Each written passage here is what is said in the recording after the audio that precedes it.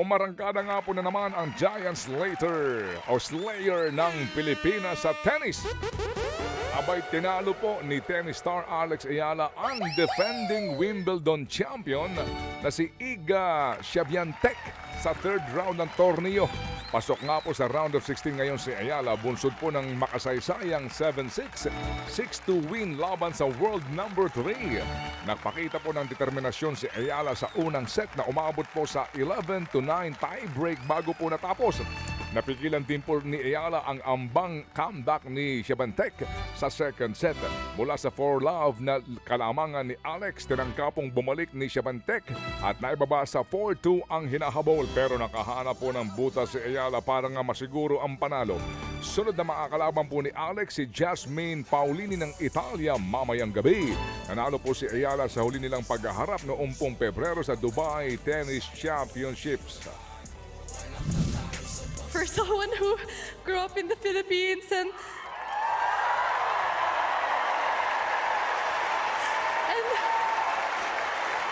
you know, I went to train with my brother and my grandfather every day after school with my ruffled socks and my light up shoes and chubby cheeks. So to her, this is everything. Obviously, because I'm emotional does not mean I'm satisfied. So, yeah, okay, next round, let's go. Yan po mga kapatid, ang tinig ni Pinay tennis star Alex Ayala na nagbibigay po ng karangalan sa Pilipinas. Champion na siya kasi tinalo niya yung defending champion. Go Alex! Sana na, ito na. At ito na po ang ating karagdagang balita sa Sports 5. Nako sayang talaga ito. Nanood ako nito. Nako, ito na. Mukhang iba talaga ang laro ni Justin Brownlee kasi may iniinda pala siya pero hindi nga humakahawak man lang ng bola, no? Nako. As in, sa regulation po, 0. Walang na-score si Brownlee. Yun Anyway, lang. go ahead, baby girl. Eto na, nakamove on na raw ang Gilas Pilipinas sa mapait po na pagkatalo sa New Zealand noong Biyernes sa ikalong window ng FIBA World Cup Asian Qualifiers. Ayon po kay head coach Tim Cohn, nakatuon na ang kanilang pansin sa Australia Boomers. Gaganapin po ang laro mamayang 6:30 ng gabi sa Perth sa Australia. Matinding dagok naman para sa Gilas ang pagkawala ni naturalized player Justin Brownlee.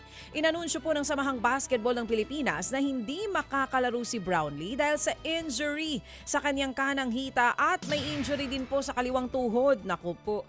Nagtala nga po ng 5 puntos si Brownlee sa 106-102 double overtime loss kontra New Zealand.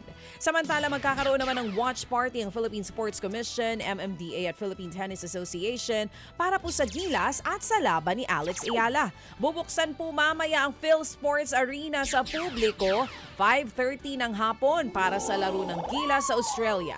Bagong round of 16 game ni Alex kay Jasmine Paolini.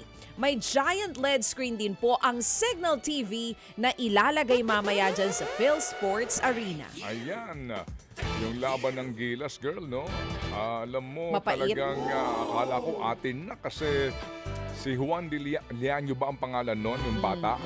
Oo, nung huling segundo, siya ang nagpa-extend ng laro. Overtime, Sa oo. pangalawa din, siya pa rin naging susi.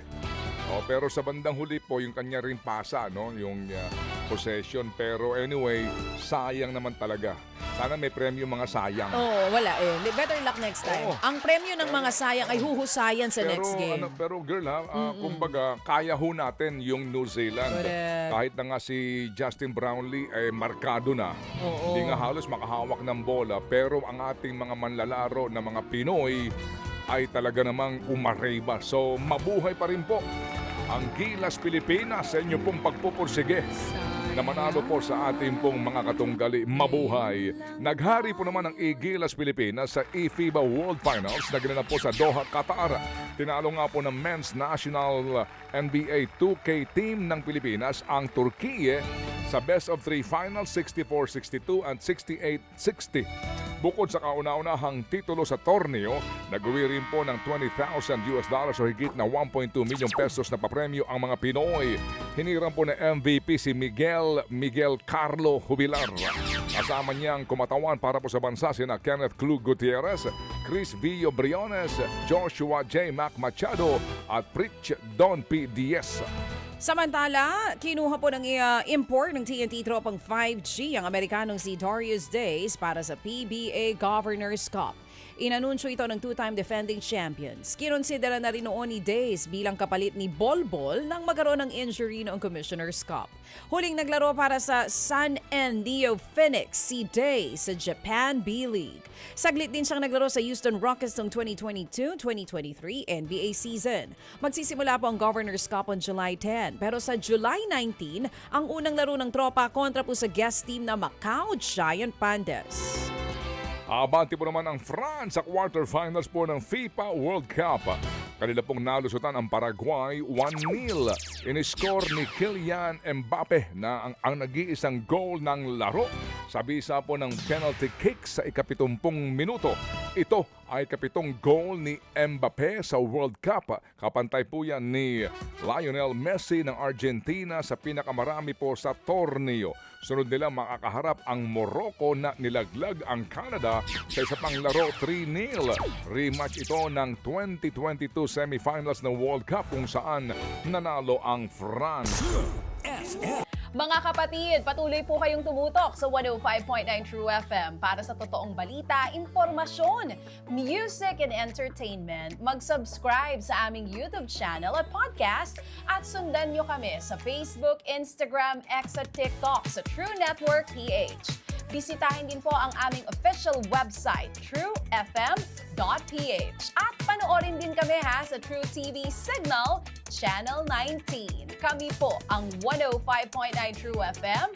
Laging true sa'yo, kapatid.